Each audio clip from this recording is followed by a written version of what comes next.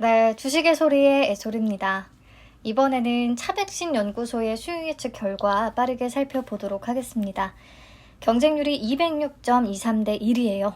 매우 낮은 편이죠. 참여한 기관 수도 472곳밖에 없습니다. 이 경쟁률은요, 최근에 대표적으로 경쟁률도 성과도 부진했던 종목들하고 견져볼 수 있는 수준이고요. 그렇다면 매우 좋지 않은 결과다라고 할 수 있겠습니다. 네, 신청 가격 분포표도 실망스러운데요. 가격 미제시 포함해서 밴드 상단인 15,000원 이상을 제시한 비율이 38.88%밖에 안 되더라고요. 그리고 상단의 초과한 비율은 11.37%로 매우 낮은 수준이고요.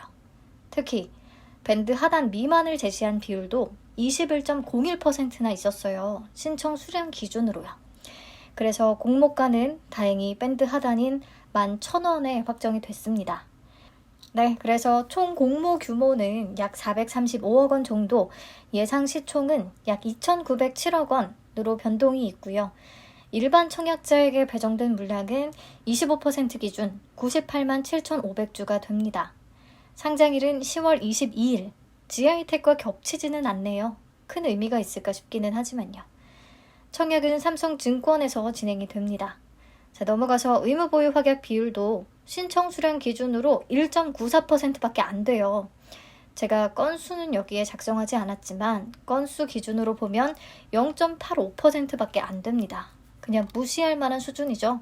없다고 보시면 될 것 같아요. 그나마 운용사에서 신청한 건수 3건이 있었네요. 해외 기관 투자자는 전멸이고요. 그래서 수요 예측 결과는 매우 좋지 않다라고 평가할 수 있겠죠. 넘어가서 상장 직후의 유통 가능 주식 수는 비율로 39.36%, 금액으로 약 1,144억 원이 되겠고요. 기존 주주 물량이 25.46%나 있습니다. 그래서 유통 물량 측면에서도 좋지 않은 종목이에요. 정리하자면 경쟁률 매우 낮아. 신청 가격 분포표도 안 좋아.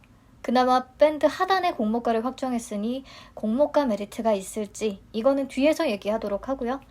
확약 비율도 1.94%, 없는 거나 마찬가지. 게다가 유통 물량도 공모주에 불리한 측면이 있다라고 정리를 할 수 있겠습니다. 자, 왜 이런 결과가 나왔을까? 우선 차백신 연구소는요, 자체 개발한 면역 증강제 플랫폼을 기반으로 예방 백신과 치료 백신, 항암 백신을 개발하는 회사라고 했어요. 그나마 기대되는 파이프라인은 B형 간염 치료 백신이고 아직은 이 부분에 허가받은 치료제가 없기 때문에 차백신 연구소가 임상에 성공한다면 큰 성과를 낼 수 있다고 얘기를 했었죠. 그래서 이 회사의 핵심은 자체 개발한 면역 증강제 플랫폼, 바로 요게 되는 건데 특허 평가에서는 국내 유일 S등급을 받았다고 하지만 이번 공모를 위한 기술성 평가에서는 회사 자체가 높은 등급을 부여받지 못했어요. A, BBB 등급으로 딱 턱걸이 통과한 거거든요. 주요 이유로는 임상 데이터를 확보한 후에 기술 이전 계약을 체결하기까지 상당한 시간이 소요될 것이며 대형 제약사들은 대부분 자체 백신의 항원 개발과 함께 맞춤형 면역 증강제까지도 직접 개발하고 있어서 차백신 연구소의 기술 경쟁력이 다소 미흡하다는 평가가 있었어요. 그래서 제가 생각하는 차백신 연구소의 공모주로서의 단점은 1.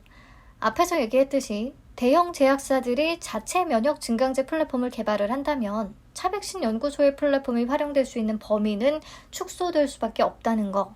그리고 둘째, 대부분 매출이 발생하지 않는 제약 바이오주들은 다 마찬가지기는 하지만 완전 자본 잠식 상태라는 거.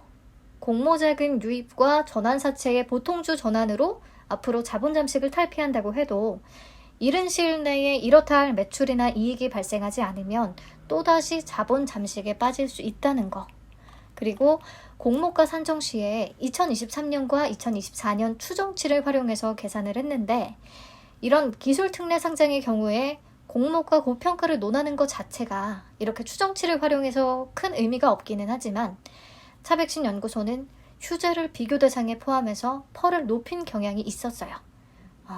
제 이전 영상 참고해서 봐주시고요. 그리고 기술 이전 성과가 계획대로 2023년, 2024년에 추진되리라는 법도 없는 거고요. 네, 다음으로 네 번째, 무엇보다 제약 바이오 섹터의 성과가 요즘에 별로라서 투자 심리가 위축된 것 같아요. 최근에 상장한 큐라클, 바이젠셀 모두 상장일의 성과는 기대에 못 미쳤거든요. 특히 두 종목 모두 기존 주주의 비율이 꽤 높았다는 거 차백신 연구소와 공통점이죠. 게다가 요즘 같은 분위기라면 더더군다나 기존 주주의 비율이 높은 종목은 상장일에 조금 위험할 것 같아요. 그래서 이런 여러 가지 요소들을 종합적으로 고려했을 때 기관들도 긍정적으로 평가하지는 않은 것 같습니다. 자, 그럼 그나마 공모가가 하단에서 결정이 됐으니까 가격 메리트가 조금 생기지 않았을까? 이 부분에 대해서 한번 살펴볼게요. 차백신 연구소는 2023년, 2024년 추정 순이익을 30% 할인한 순이익을 적어뒀고요. 나머지 비교 기업들은 2021년 반기 순이익을 연환산해서 작성을 했습니다. 시가총액은 차백신 연구소는 공모가 기준으로 계산을 한 시총이고요. 나머지 기업들은 오늘자 기준의 시가총액을 적었습니다. 그러면 퍼가 보시는 것처럼 쫙 계산이 되거든요. 비교 기업들은 다들 20배가 넘는데 차백신 연구소는 11.67배, 반 정도밖에 안 돼요.